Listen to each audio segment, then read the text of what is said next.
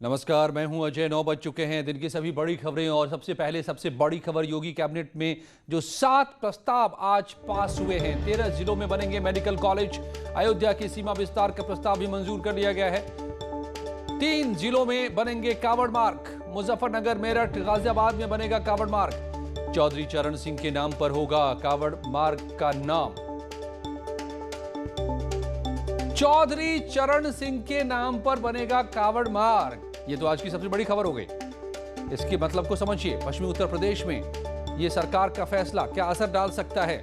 चौधरी चरण सिंह सर्वमान्य नेता जो रहे हैं किसानों का पूरे देश में, और खास करके पश्चिमी उत्तर प्रदेश में जहां से वो आते थे, तो पश्चिमी उत्तर प्रदेश से ही कांवड़ियों के मार्ग गुजरते हैं और वहां पर नाम चौधरी चरण सिंह देने का सरकार ने फैसला किया है। तो बड़े फैसले, 7 कैबिनेट में 7 बड़े फैसलों पर मोहर लगी है। और यह ललितपुर, कुशीनगर, गोंडा, सोनभद्र, इन तमाम जगहों पर मेडिकल कॉलेज बनेंगे। 13 नए मेडिकल कॉलेज बनाए जाने का बड़ा फैसला हुआ है। इन तमाम जिलों में स्वास्थ्य की सुविधाएं इससे बेहतर होंगी। और वो जिले कौन कौन से हैं जहां मेडिकल कॉलेज बनाने का फैसला आज सरकार ने मुहर लगा दी है? 13 नए मेडिकल कॉलेज, कानपुर देहात, चंदौली, लखीमपुर खीरी,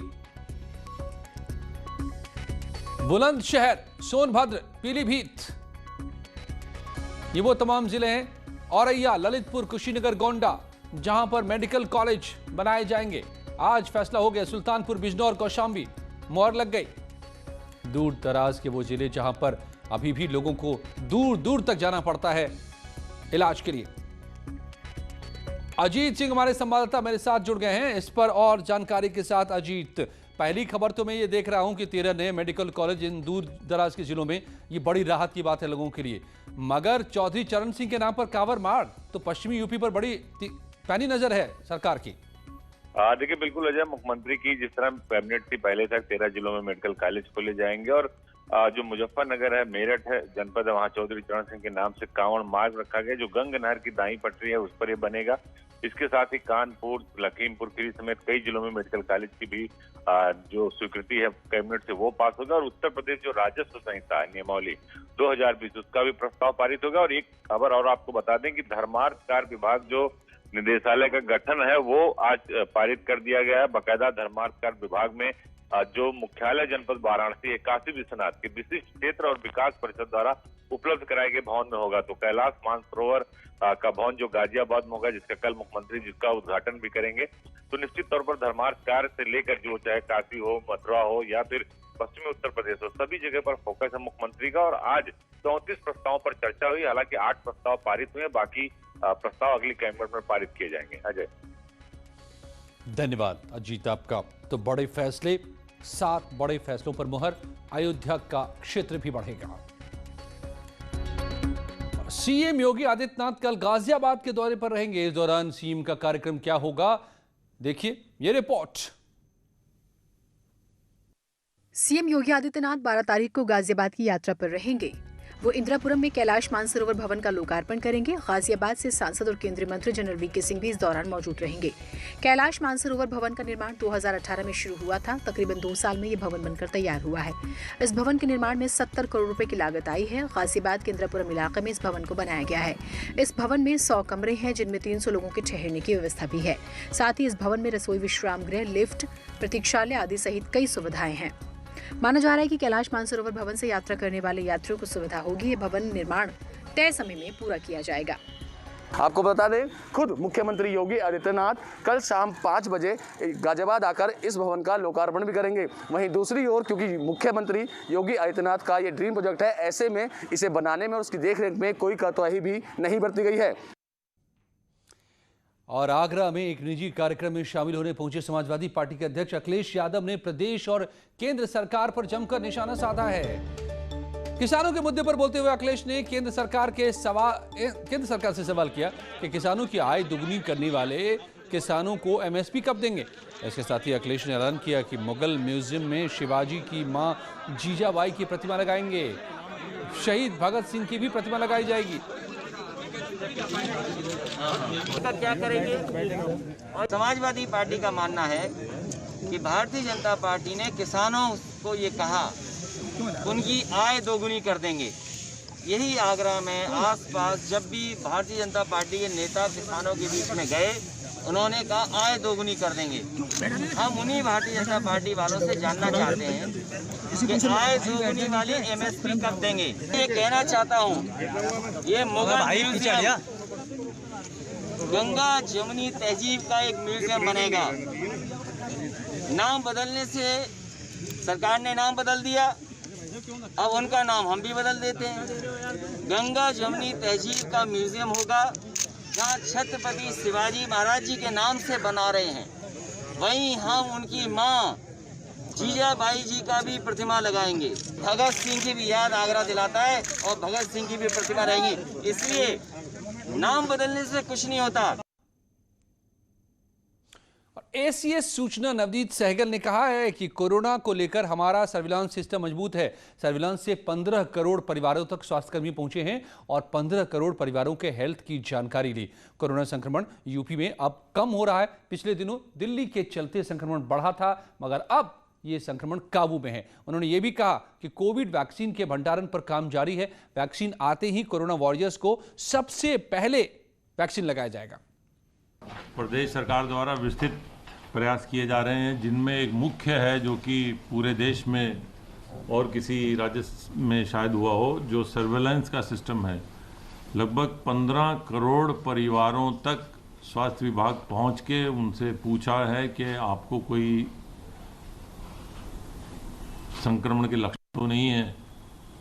तो इतनी वृहद विस्तृत ये जांचें हुई हैं, तो जिसका परिणाम है कि संक्रमण अब प्रदेश में कम हो रहा है। पड़ोसी प्रदेश दिल्ली के में संक्रमण बढ़ने के कारण उत्तर प्रदेश के कुछ क्षेत्रों में संक्रमण बढ़ा था, लेकिन अभी संक्रमण कम हो रहा है। और सभी लोगों का, आम नागरिकों का यदि सहयोग रहा और सभी लोग जैसा बताया गया है सावधानियां बरतते रहे, मास्क का निरंतर उपयोग करते रहे, निश्चित रूप से ये संख्या अत्यंत न्यून हो जाएगी। इसके साथ साथ प्रदेश सरकार कोविड की वैक्सीन के लिए भी समुचित भंडारण व्यवस्था, उनको वैक्सीन को लक्षित समूहों को लगाने के लिए टेक्निकल लोगों की व्यवस्था, ये सब व्यवस्था में जुटी हुई है, ताकि जैसे ही वैक्सीन उपलब्ध हो उसको सभी जो टारगेटेड ग्रुप्स हैं उन तक पहुंचाया जा सके। क्या किसान आंदोलन में कई संगठनों ने अब घुसपैठ कर ली है अपना मकसद साधने के लिए? आज की किसान आंदोलन से जुड़ी सबसे बड़ी खबर यह निकल कर आ रही है। खुफिया सूत्रों के मुताबिक किसान आंदोलन से जुड़ी एक रिपोर्ट बाकायदा सरकार को भेजी गई है। रिपोर्ट में बताया गया है कि अल्ट्रा लेफ्ट नेताओं और प्रो लेफ्ट विंग के चरमपंथी तत्वों ने किसानों के आंदोलन को हाईजैक कर लिया है।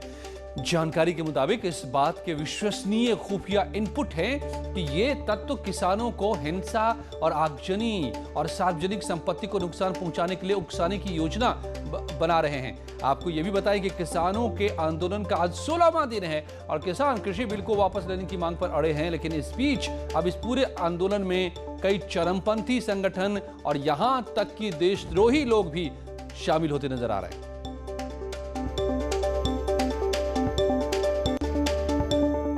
किसान आंदोलन में दिल्ली दंगों के आरोपियों के पोस्टर पर केंद्रीय कृषि मंत्री नरेंद्र तोमर ने ऐतराज जताया है। शाहीन बाग के प्रोटेस्ट में जो लोग शामिल थे वो किसान आंदोलन में भी दिखाई दे रहे हैं। हमने कुछ पोस्टर्स भी देखे जिसमें उमर खालिद का नाम है, जिसमें वरवरा राव का नाम है, जिसके अंदर शर्जील इमाम का नाम है, जो कि असम और भारत को काटना चाह रहा था। वो कह रहा था कि चिकन नेक को काट दो, जो उसका बड़ा बयान था। उसके अलावा भी बड़े सारे ऐसे लोगों के नाम हैं जो बड़े कंट्रोवर्शियल हैं, जिन्होंने भारत के खिलाफ बोला है। इसीलिए मैं आपसे सवाल पूछ रहा हूं कि इन किसान आंदोलन के अंदर ये शाहीन बाग के लोग कैसे कूद पड़े हैं, कैसे ऐसे पोस्टर आ रहे हैं? ये देश के लिए घातक है, देश की सुरक्षा व्यवस्था के लिए घातक है। कैप्टन अमरिंदर सिंह ने भी बोला कि देश की सुरक्षा को खतरा हो सकता है जब वो अमित शाह से बैठक करके निकले, जो कि कांग्रेस के वरिष्ठ नेता है और मुख्यमंत्री है पंजाब। देवंगा जी, ये बात आपकी सही है, क्योंकि मैंने भी आज सुबह अखबार में पढ़ा। ये दैनिक भास्कर अखबार है और इसमें किसान आंदोलन में दिखे दिल्ली के दंगों के आरोपियों के पोस्टर और रिहाई की मांग, इस प्रकार के तत्वों के हाथ में अगर ये आंदोलन पहुंच जाएगा तो किसान के हितों को इससे नुकसान होगा। उन्होंने अभी तक अनुशासन बना के रखा है, इसलिए किसान यूनियन को सावधानी बरतना चाहिए। जो लोग देश को तोड़ना चाहते हैं, इस प्रकार के तत्व अगर आंदोलन में दिखेंगे तो इससे निश्चित रूप से किसान बदनाम होगा। हम सब इस बात को भलीभांति जानते हैं, किसान हमारे देश का अन्नदाता है। किसान ने खाद्यान्न की दृष्टि से देश को आत्मनिर्भर बनाया है। कोविड जैसे संकट के दौरान भी किसान ने अपना पसीना बहाकर खेती की ग्रोथ को आगे बढ़ाने का काम किया है और इसलिए इस प्रकार के जो तत्व हैं इस प्लेटफॉर्म का गलत इस्तेमाल करने की कोशिश कर रहे हैं। इस पर किसान यूनियन को नजर भी रखनी चाहिए और बाकी सब लोगों को भी सावधानी बरतना चाहिए।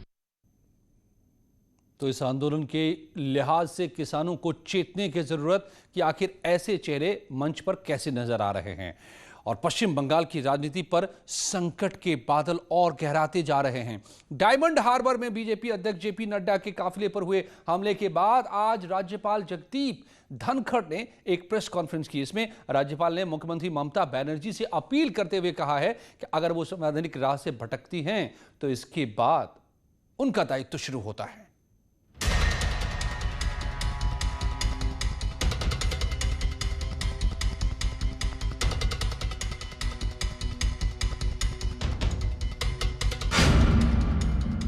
नड्डा पर हमले पर केंद्र सख्त।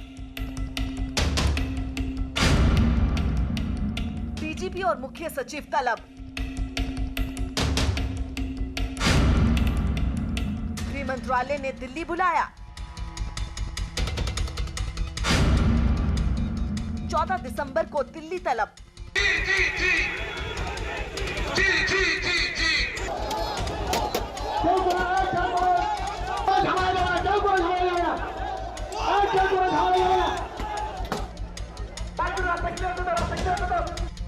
बीजेपी के राष्ट्रीय अध्यक्ष पर बंगाल में हुए हमले पर केंद्र सरकार सख्त दिख रही है। केंद्रीय गृह मंत्रालय ने बंगाल में लगातार सियासी हमलों को देखते हुए डीजीपी और मुख्य सचिव को दिल्ली तलब किया है। 14 दिसंबर को इन दो बड़े अधिकारियों से बंगाल की कानून व्यवस्था पर सफाई मांगी जाएगी। बताया गया कि डीजीपी और मुख्य सचिव को बताना पड़ेगा कि आखिर इतने दिनों से बंगाल में सियासी हिंसा क्यों हो रही है। कल भारतीय जनता पार्टी के राष्ट्रीय अध्यक्ष जेपी नड्डा जी के काफिले पर जिस तरह से हमला हुआ है वो बहुत निंदनीय है। गृह मंत्रालय ने रिपोर्ट मंगवाया है, लेकिन वेस्ट बंगाल सरकार ही माहौल ऐसा बना रही है और वेस्ट बंगाल सरकार ही ऐसे सारी हिंसा उनके नेता करा रहे हैं। तो ये बहुत ही निंदनीय स्थिति है। The events that happened yesterday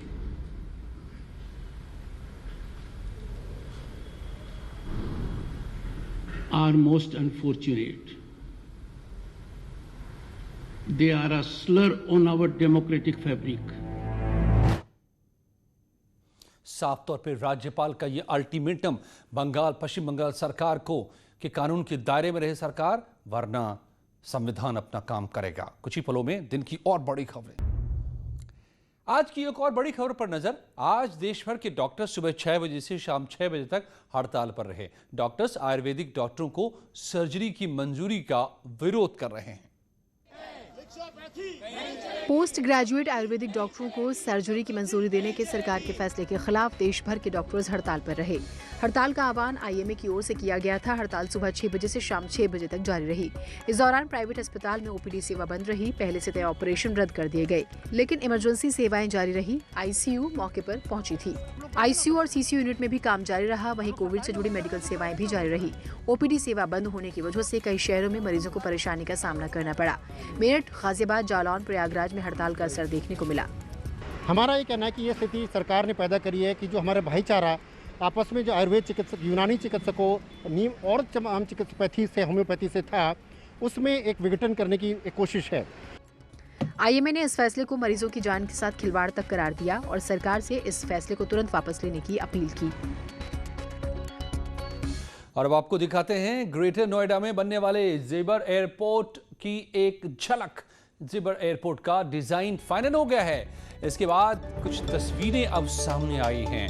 airport का डिजाइन और लेआउट ज्यूरिक कंपनी ने फाइनल किया है। तीनों कंपनियों ने मिलकर डिजाइन तैयार किया है। ये एयरपोर्ट यमुना प्राधिकरण क्षेत्र में बनेगा। पैसेंजर टर्मिनल किस तरह का होगा, आप उसकी पहली झलक देख रहे हैं। ये इसी तरह से कुछ विश्व स्तरीय दुनिया के बेहतरीन एयरपोर्ट में से एक जो बनेगा ग्रेटर नोएडा में जेबर एयरपोर्ट, उसकी एक ये पहली झलक। और कुछ ही पलों में जारी है यहाँ खबरों का सिलसिला।